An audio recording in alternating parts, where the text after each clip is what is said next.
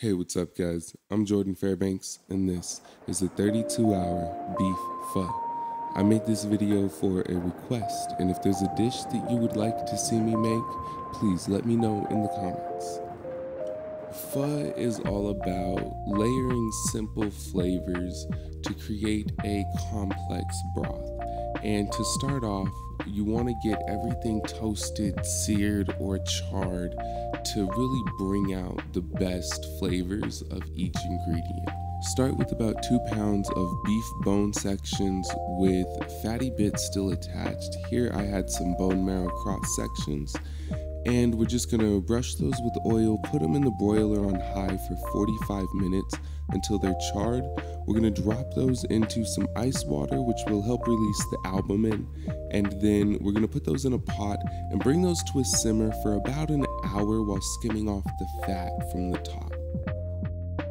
While the bones are boiling, quarter 2 onions, cut a knob of ginger in half, oil both of them, and put those in the broiler for about 30 to 40 minutes or until those are charred as well. On the stovetop, toast about 5-star anise, 5 whole cloves, and a stick of cinnamon. And then we're gonna sear about 2.5 to 3 pounds of chuck roast on all sides. After the bones have been simmering for at least an hour, we can go ahead and add the chuck roast, the ginger, onions, the rest of our aromatics, and you can even add some fennel seed or coriander seed if you would like at this point. After about 4 to 5 hours, you can go ahead and take out the chuck roast depending on how well done you like it. Set that aside, put it in the fridge. You can serve it later by itself, or you can slice it up really thinly and put it into the pho when you assemble your bowl.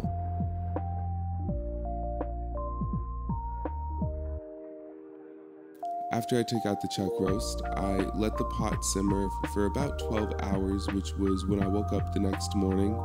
I put some water in to replace the water that had evaporated overnight and let that simmer until about 2 hours before I was ready to eat.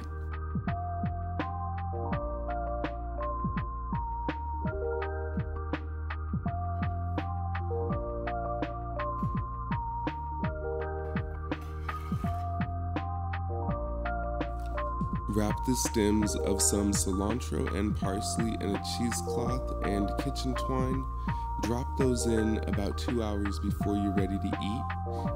Follow that up with some fish sauce until you've reached a level of saltiness in the broth that you like, and some light brown sugar until you've reached a sweetness to balance that.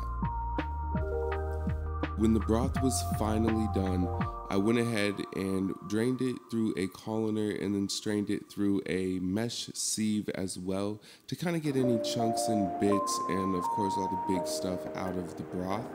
And all that's left to do now is assemble our bowls. Soak your rice noodles in boiling water for about 8 to 10 minutes or until they're al dente.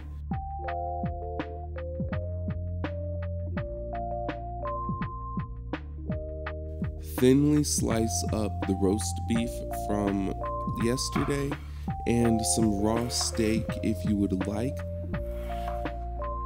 It's actually easier to cut the meat when it's partially frozen if you're trying to get these really thin slices.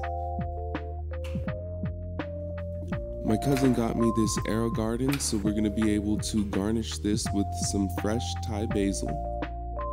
To assemble your bowl, you first put in the pre-soaked noodles and then you lay your meat on top, and you want to have the broth really hot because the boiling broth is actually going to cook the really thinly sliced steaks that we have put in there. And then once you put the broth in, you just top it off with any types of veggies or greens that you would like. Here I've got some serranos, some carrots, some bell peppers, some bean sprouts, cilantro, and of course, plenty of fresh Thai basil. And that is my version of a 32-hour beef pho.